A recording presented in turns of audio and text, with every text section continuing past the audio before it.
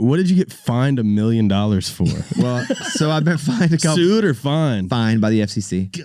I've had some issues. I used to get in a lot of trouble. I mean, I got here because of the trouble that I got in and wasn't able to be fired. I had different lawsuits against me, but I got fined $1 million here in Nashville. Jeez. And so, and it was really stupid because I had done some things prior, like that got me in trouble with the law, but weren't $1 million type fine. So when this happened, I was in Dallas and I was touring. I was doing stand up, and so I was doing comedy that night, and so I had to fly to Dallas and work at a radio station there.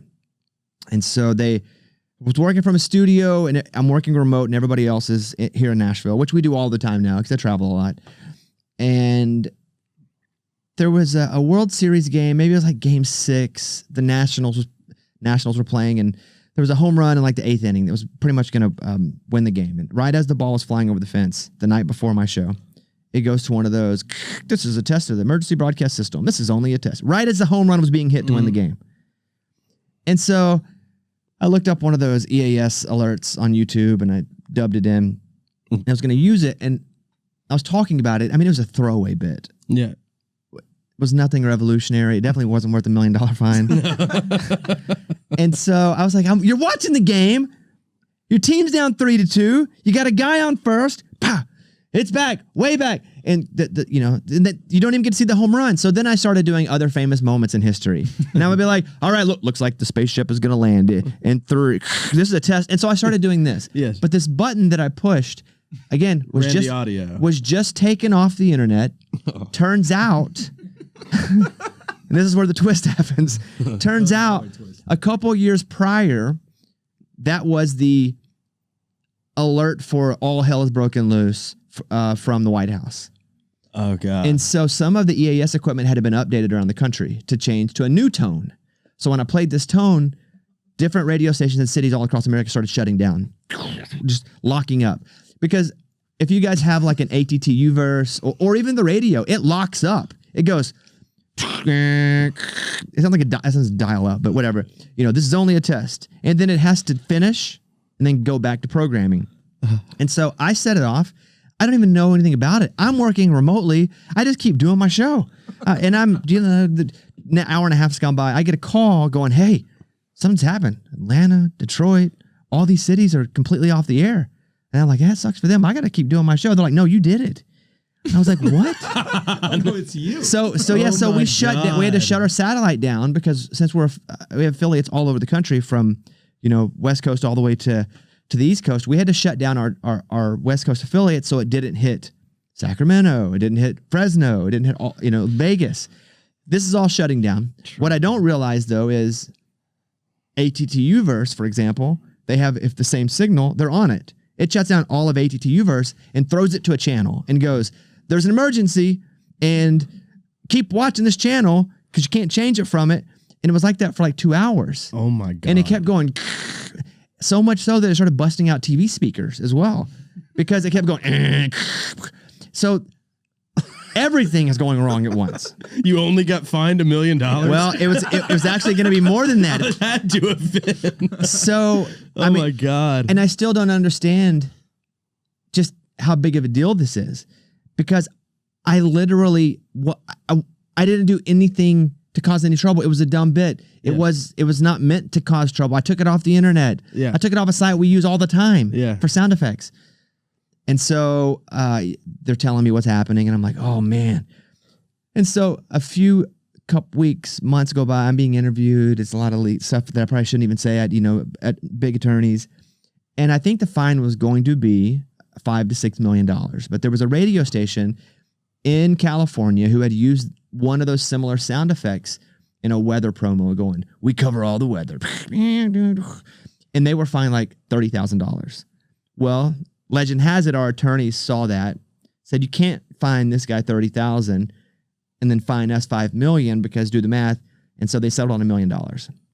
And that's how I was fined $1 million for something I didn't do on purpose. It's not a cool story. The most accidental, incredible troll of all time. Is that when you realized how much influence you had on radio in that moment?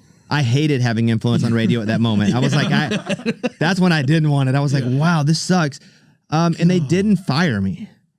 that is when I realized. Was it an iHeart? Was this? Yeah, it was here. Yeah, it was same everything. Dude, that's crazy. It was, and they didn't fire me.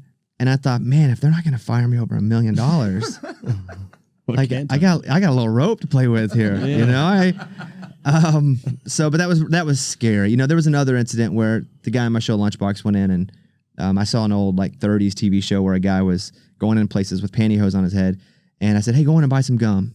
And with pantyhose on your head, we'll see what happens. Well, I'll tell you what happens. The cops came, arrested him, held him at gunpoint on the ground, and we got kicked off the air for weeks. Like, that's what. Is there video footage of that though? God, I hope not. I don't know. I mean, he got in his car. He bought gum, didn't do anything illegal. He bought gum, and then they got him and held him at gunpoint on the side of the road because the guy hit the panic button, and he should have. It was the dumbest thing we'd ever done. But I was like, well, I wonder what'll happen. Well, here's what happens. Oh my God. But. So it's and those two times, looking back. Yeah, that could have gone south for Lunchbox. It could have gone south for bad for him. Way more south for you too. But it was that fine was a dark time. You know, when I first moved to Nashville, the first year or so, I've never been so unwelcomed and treated like I shouldn't and didn't deserve to be here, just by the industry in general. Yeah. And I thought to myself, what can I do? Like, what in the world can I do to make people? I didn't care if they liked me. I just needed them to give me a shot because I felt like if they gave me a shot, they would like me. Yeah. I wasn't going to win anybody over by going, hey, please like me. That's just not how it works. But I needed people just to give me a shot. And so I still wasn't making much money then. But I called a guy that ran a billboard company here in town, and I said, hey, man, I'd like to buy a few billboards. And he's like, yeah, for what? I said, well, I need to buy it through a shell company, and it can never be traced back to me, and I'm going to give you some money and have you sign an NDA just to be quiet about it. Yeah. And he's like, all right. And so I bought 3 massive billboards in town here, and they were white billboards, and they said, go away, Bobby Bones. And that's all they said on them. I remember that. And to this guy's credit, the news called him, my company called him, everybody tried to figure out who was putting up these billboards. And I put them up because I remember watching a Brian Bosworth documentary where the Boss would go places and people hated his guts. He was a linebacker for Seattle, played at OU. But he was so flashy, people hated his guts. But he was a really smart guy. And he said, well, if people are going to hate me where I go, I'm going to sell I Hate Brian Bosworth shirts outside of the games. And I was like, God dang, that's so good. Yes. And I was like, how can I use that to, one, get people to pay attention to who I am or feel sorry for me or to just try to figure out who put them up. And so I spent over $10,000 on these billboards. Yeah. There they are right there. Yes. And everybody wondered who put them up. People were like, you know, did Universal Records put them up? Did this artist put them up? I didn't tell anybody. For years, my company was like trying to figure, they were investigating who put them up.